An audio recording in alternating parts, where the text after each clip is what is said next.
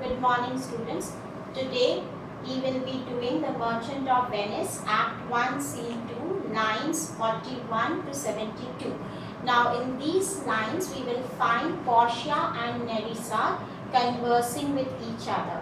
And Portia will be telling us about her opinion, what she has for the suitors who have come to woo her. So we will just open to page number 32, line number 41. Portia's speech. I pray thee. Pray is request, thee is you. Over name. Over name means repeat. Them, and as, them over here is suitors, and as thou, thou is you, namest them, I will describe them.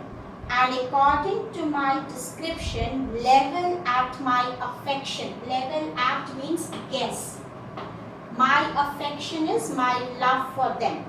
So now Portia tells to Nerissa that, Nerissa, you keep telling me the names of the suitors who have come till now, and on their names I will tell you that what I think about these people, and as I will be describing or sharing my opinion about these suitors, you decide how much love I hold for them.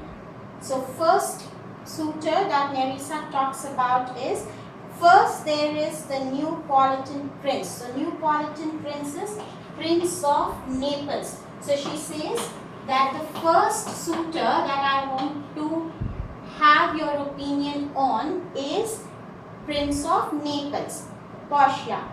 That's a colt. Now colt is young horse, but over here it will be young, inexperienced man.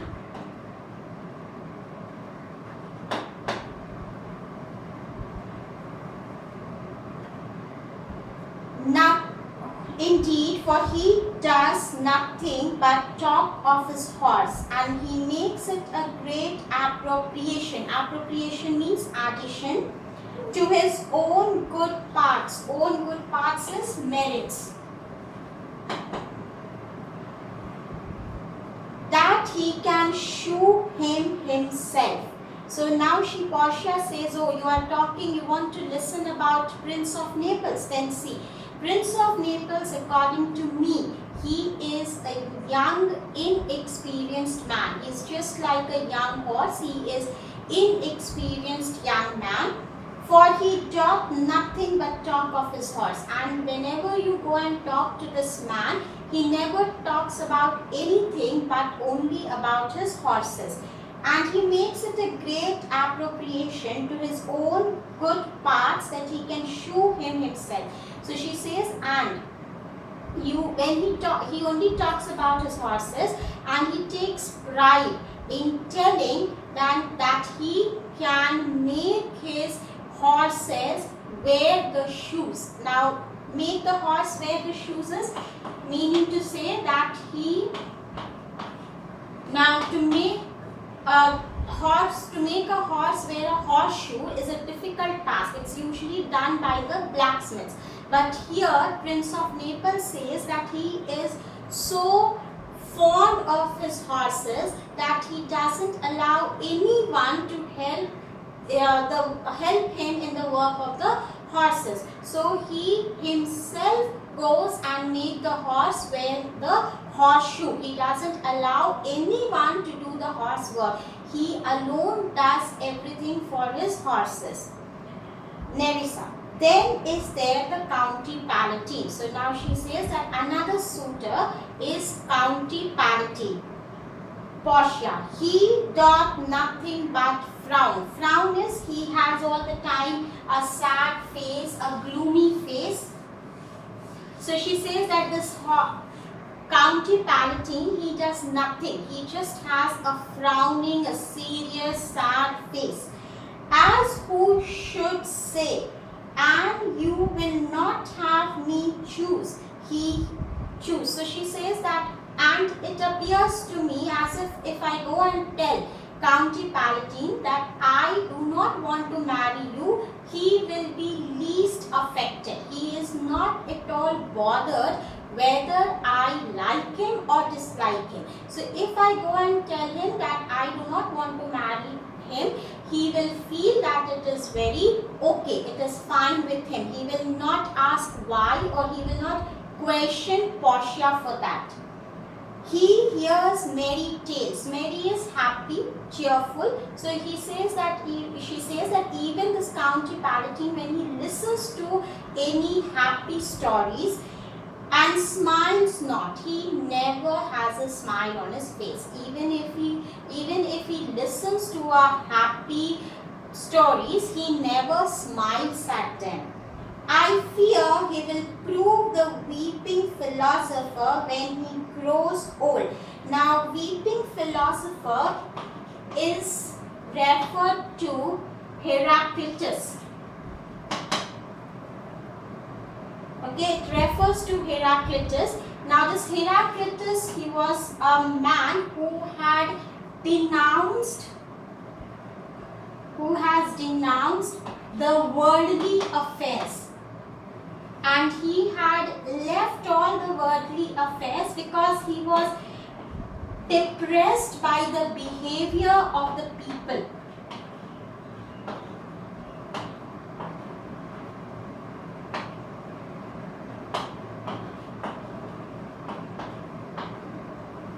So Heraclitus was a man who had left all the worldly affairs because he was he had become very sad, depressed because of the behavior of the people in the society. So he had given up all the worldly affairs and he had gone on the mountains and he was living there. Now Portia says over here that this County Palatine, he always has a serious look on his face. He never enjoys his surroundings. He never enjoys the life around him. So he will very soon become one like Heraclitus. He will become like a weeping philosopher in a very young age because he is never happy, he is never cheerful, all the time he is serious, he never enjoys life. So very soon he will become like Heraclitus, a weeping philosopher.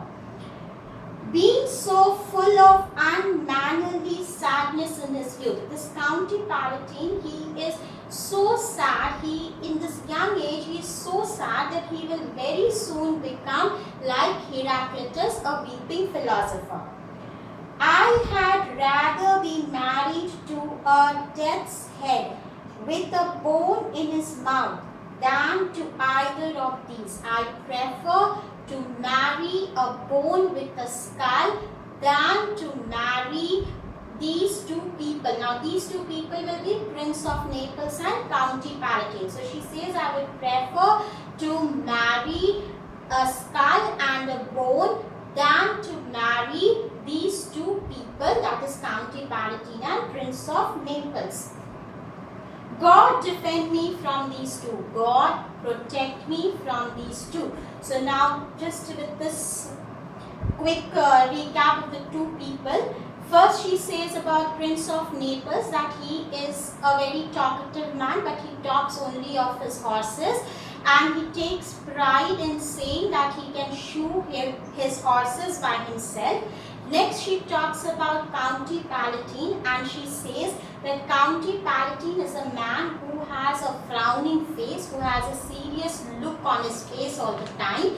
Whenever he listens to a happy story also, he never smiles. And she compares him to Heraclitus, a weeping philosopher. She says that if this man, County Palatine, keeps glooming all the time, keeps a frowning face all the time, then very soon he will be one like Heraclitus. And who was Heraclitus? He was a man who had given up his worldly matters, worldly affairs, because he had become sad because of the behavior of the people all around him, and he had given up his worldly affairs and gone up on the mountains and he was living there. So she says that this man, if he continues to be frowning all the time, he will very soon become one like Heraclitus. And then she says at the end of her speech here that she would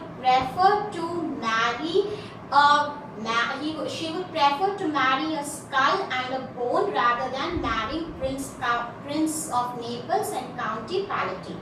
Now let us see the next suitor.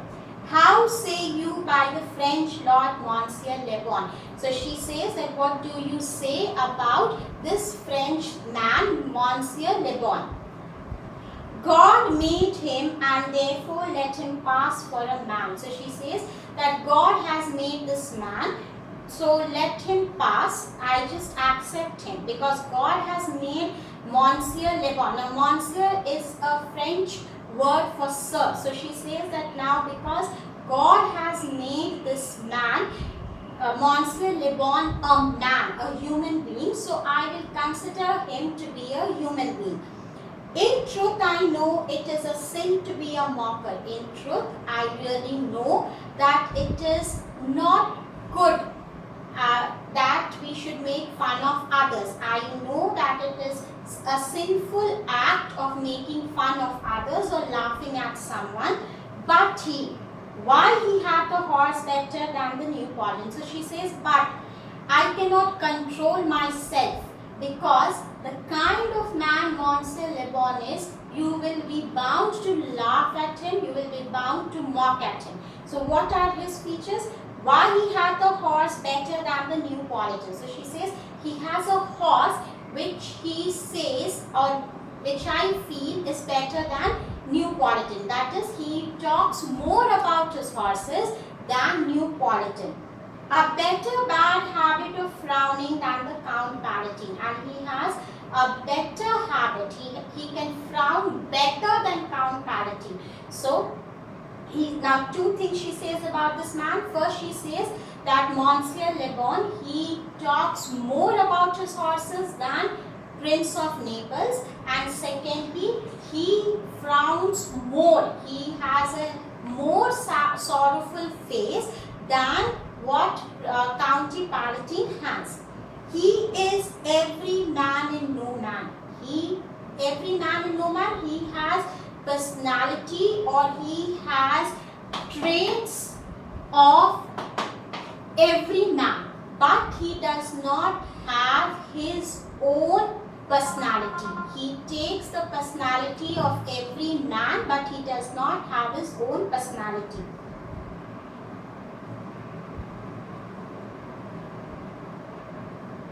If a throstle sing, he falls straight a capering. So she says, if a throstle is a bird that we say thrush.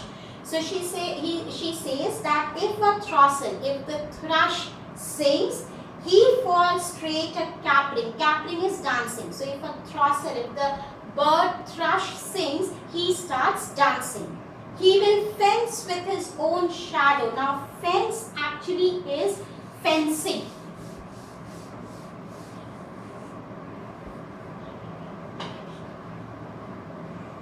Now, you must have seen people dressed in armor. They will have a sword in a hand and they fight with each other. So that kind of a game is called fencing. So she says that if he sees his own shadow, he will start fencing with his shadow. If I should marry him, I should marry 20 themselves. So she says, if I marry Monsieur Le Bon, then I will not marry one Monsieur Le Bon, but I will be marrying 20 Monsieur Le Bon. So I will not marry one Monsieur Le Bon, but I will marry many of Monsieur Le Bons. Now, why? Because this man does not have his own personality. He has taken the personality, he has taken some characteristics from all the people he meets. So she says that if I marry Monsieur Le Bon, then I will be marrying many Monsieur Le Bons. If he would despise his hate, me, I would forgive him. So she says, if Monsieur Le Bon hates me, then I will certainly forgive him. For if he loved me to madness, but if this man loves me seriously, I shall never requite him. I cannot love him back. So what she says for Monsieur Le Bon, first she says that this man has no personality of his own. He does not have his own traits. He does not have his own personality, but he has taken traits from every person he has met so far.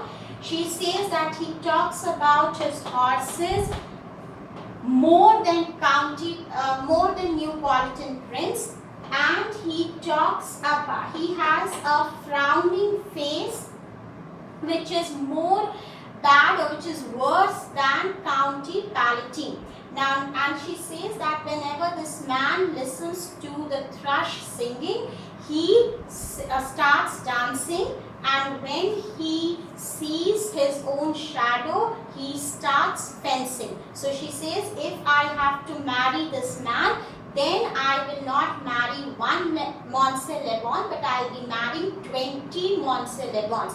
And if he loves me, then I will not be able to love him back. So that's all we have from in these lines. Thank you.